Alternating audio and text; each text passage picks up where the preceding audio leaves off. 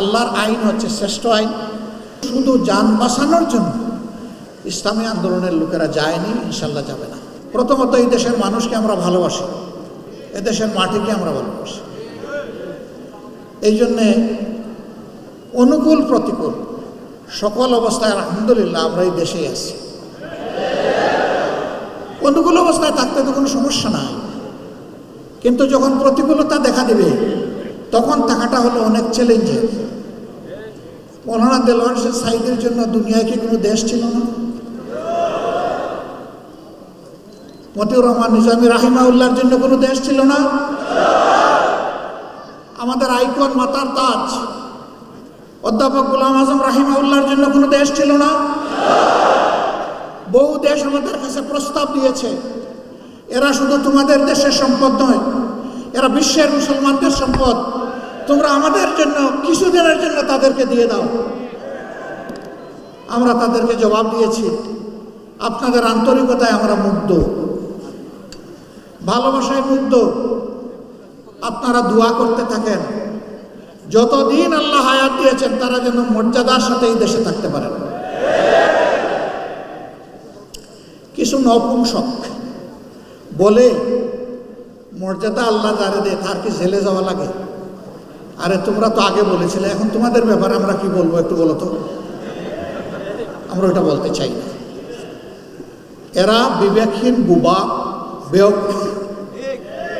আল্লাহর নবীরা জেল কেটেছে, তো নবীর উম্মতদের সেই সুন্নত পালন করতে হবে না? আমাদের নবী কিন্তু একজন না, আমরা এক নবীর উম্মত, কিন্তু আল্লাহর সমস্ত নবীরা আমাদের নবী। ইসলামই একমাত্র ধর্ম সমস্ত নবীর নাম শুনলে সম্মান প্রদর্শন করে। আরেকটা ধর্ম এরকম দুনিয়া এখন খুঁজে পাওয়া যাবে না যে সমস্ত নবীকে সম্মান করে, কমপক্ষে এক দুইজনকে কুচা মারে। This is Islam, Islam and only Islam. এটাই একমাত্র অসাম্প্রদায়িক ধর্ম। না রে ভাই, দেশের ভিতর থেকে আমরা দাওয়াত পেয়ে যাইনি, আবার দেশের বাইরে থাকা লোকটাকে কেউ আটকায় রাখতে পারেনি। তিনিও সকল মায়ার বাঁধন ওই জগতের মায়াজাল ছিন্ন করে তার দায়িত্বের অনুভূতির কারণে তিনি একজন ফাইটার হিসাবে, আল্লাহর একজন সৈনিক হিসাবে আদালতে দাঁড়িয়ে তিনি বলবেন, আমার বিরুদ্ধে যত অভিযোগ, হে আল্লাহ তুমি সাক্ষী থাকো, সব মিথ্যা।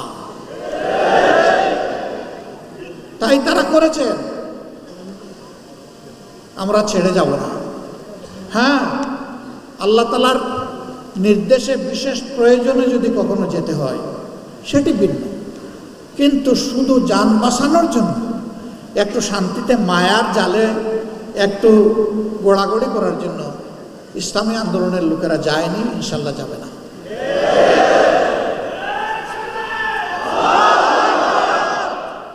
আমি বলে থাকি, যাবই বা কোথায়? আমাদের তো একটি বেগম পাড়াও নাই, পিসি পাড়াও আমাদের নাই, যাবো কোথায়? কারো আছে বেগম পাড়া, কারো আছে পিসি পাড়া, আমাদের নাই তো।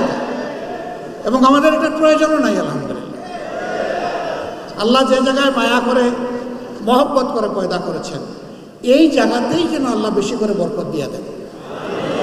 এবং সেই বরকতটা শুধু যারা মুমিন মুসলমান, সাচ্চা মুসলমান না, আল্লাহর পক্ষ থেকে রহমত যখন জোরে, ওই নাফরমানও রহমতের অংশীদার হয়ে যায়। দুনিয়ায় সেও তার ভাগ পায়, আখেরাতে আল্লাহ রহমতের হিসাব তার কাছ থেকে নেবেন, কিন্তু দুনিয়ায় সেও পেয়ে যাবে। এই জন্য আমরা যা চাই এটি হচ্ছে যে আল্লাহর আইন হচ্ছে শ্রেষ্ঠ আইন। আজ পর্যন্ত কারো বলার দুঃসাহস হয় নাই যে আল্লাহর আইনের চাইতে জমিনের উপরে কোনো শ্রেষ্ঠ আইন আছে, এবং কিয়ামত পর্যন্ত এটা কেউ বলতে পারবে না। যত বড় দার্শনিক হোক, কেউ বলতে পারবে না। তো শ্রেষ্ঠ আইন যেখানে আছে সেখানে শ্রেষ্ঠ আইনের প্রয়োগটাই আমরা চাচ্ছি, এর বেশি কিছু চাই না। ভয় দেখানো হয়, যদি কোরআনের আইন চালু হয় তাহলে মা বোনরা তো ঘর থেকে বের হতে পারবেন না। যদি কোরআনের আইন চালু হয় তাহলে যারা অন্য ধর্মের মানুষ তাদের কোনো নিরাপত্তা থাকবে না। আমরা যারা কোরআনের আইন চালু করার জন্য আল্লাহর দেওয়া তৌফিকের জন্য চেষ্টা করছি, আমাদের মা বোনরা ঘর থেকে বের হয় না, সমাজের বিভিন্ন পেশায় তারা কাজকর্ম করে না, আত্মীয় স্বজনের বিপদ আপদ হলে তারা দৌড়ে যায় না, তারা সমাজের উন্নয়নে অবদান রাখে না, তারা শিক্ষা প্রতিষ্ঠান সর্বোচ্চ শিক্ষা প্রতিষ্ঠানে গিয়ে লেখাপড়া করে না, তারা লেখাপড়া করায় না, সবই করে। রাসূল করিম সাল্লাল্লাহু আলাইহি সাল্লাম এই সব কিছুর সুযোগ যত সাহাবিয়া ছিলেন, উম্মাহাতুল মুসলিমিন ছিলেন, সবার জন্য খুলে দিয়েছিলেন।